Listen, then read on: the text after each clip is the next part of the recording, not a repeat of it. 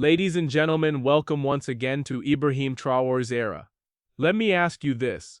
Who could have imagined that a rich desert nation in the Middle East would suddenly look to Burkina Faso as its salvation? Yes, you heard me right. History was made this week. The head of Oman's powerful investment authority OIA, bringing greetings from His Majesty Sultan Haitham bin Tariq himself, touched down in Ouagadougou. And he did not arrive with empty hands or hollow promises. He arrived with billions of dollars in investment opportunities. For years, Oman built its wealth on oil and gas. Its economy flows with petroleum wealth. Yet beneath this abundance lies a critical weakness: food security. Oman imports most of what its people eat, spending billions each year on rice, wheat, and vegetables from across the globe. Burkina Faso, on the other hand, holds what Oman lacks: fertile soil, sunshine, and thanks to Captain Ibrahim Traoré, a new vision to turn that soil into wealth. This wasn't a casual visit. This was no random scouting mission. Oman knows what is happening in the Sahel. They know that under Traoré, Burkina Faso is rising as Africa's agricultural powerhouse. Since 2022, Traoré has poured more than $500 million into irrigation, state farms, agricultural training, and food processing plants. For the first time in decades, Burkina Faso is not begging the IMF for food import loans. It is feeding itself, and doing it in record numbers. Just last season, the nation shocked its neighbors with a harvest of over 7 million tons of grain. So they came. They came offering oil, natural gas, and energy deals that could ease Burkina Faso's fuel costs and bring relief to every household. In exchange, they want what Burkina Faso already has in motion: massive farmland where food can be cultivated for Omani people. Let's break the deal down clearly. For Oman, the benefit they get from this deal is food security. Instead of competing with Europe or Asia for food imports, they want to grow their own grains, vegetables, and rice directly on Burkinabe soil, with Burkinabe people. They plan to set up food processing plants, tax-free, and ship the produce abroad, keeping it for their citizens. They simply want thousands of acres of farmlands for farming and processing factories. For Burkina Faso, the benefit is energy. In return, Oman will supply oil and gas on agreed terms, which will significantly reduce fuel costs and electricity for the Burkinabe people. Imagine fuel prices cut in half. Imagine trucks and motorcycles running cheaper, goods moving faster, factories operating without interruption because energy is stable. That is the daily miracle this deal promises. This is strategy. This is a partnership. This is Africa setting the terms of engagement. For centuries, Africa was forced to trade resources for scraps, trapped by debt and Western dictates. But today, the script is reversed. Oman is not here to offer charity. Oman is here out of necessity. They need farmland. They need food. They need Burkina Faso soil, and Captain Ibrahim Traoré made it clear.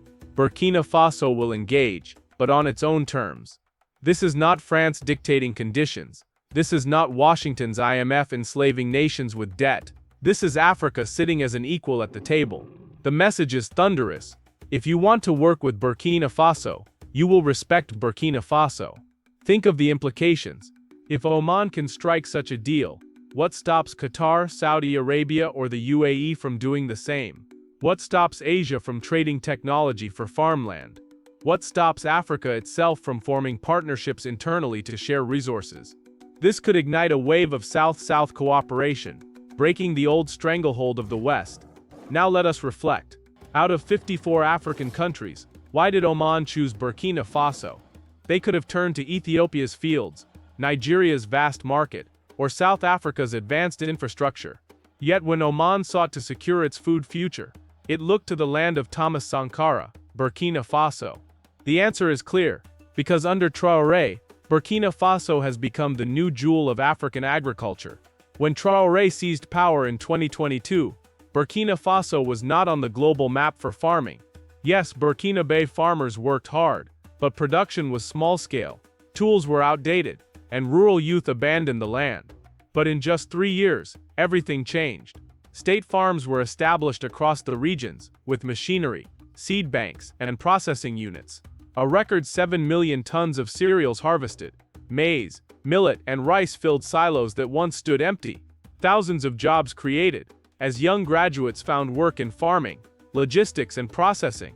This was not luck, it was vision. Traoré saw wealth where others saw dust.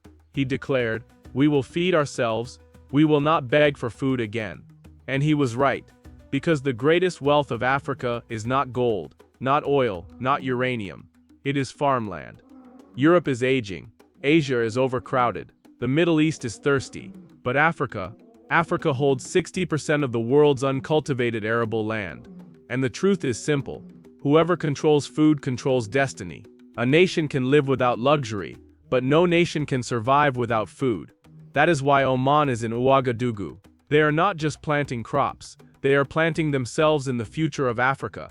We cannot ignore Thomas Sankara here. In the 1980s he declared, "We must produce what we consume, and consume what we produce." He urged Burkina Faso to eat local food, wear local cotton, and reject dependency. After his assassination, that dream collapsed. Burkina Faso once again became a pawn of foreign powers. But today, Traoré has revived Sankara's vision, and this Omani deal proves Sankara was right. When you produce your own food, you attract the world.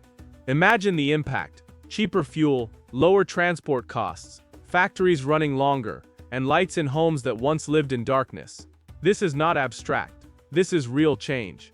Traoré thinks both short-term and long-term.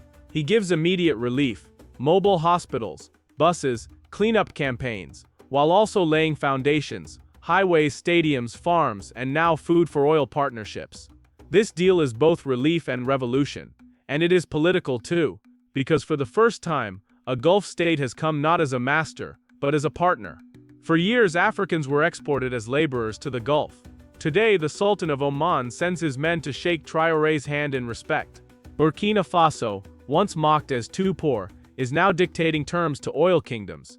This is no longer aid, this is partnership, and it is only the beginning. Niger, Mali, Guinea, they are watching, Africa is watching. And the message is clear: we have choices now. Paris, Washington, London, take note. If you come with lies, we will reject you. If you come with respect, we may listen. But no more chains, no more exploitation, no more disrespect. The Oman deal proves it. Africa does not need aid. With leadership and vision, Africa needs only partnership. And in the history books of tomorrow, it will be written, when the world doubted Africa, a young captain in Burkina Faso showed that sovereignty and prosperity could walk hand in hand. His name Ibrahim Traoré. Brothers and sisters, Burkina Faso no longer begs at the world's table, it sits as host. And this victory is not just for Burkina Faso, it is for Africa. The revolution lives, the revolution works, and no one can stop it. This is Ibrahim Traoré's era. Like, share and subscribe.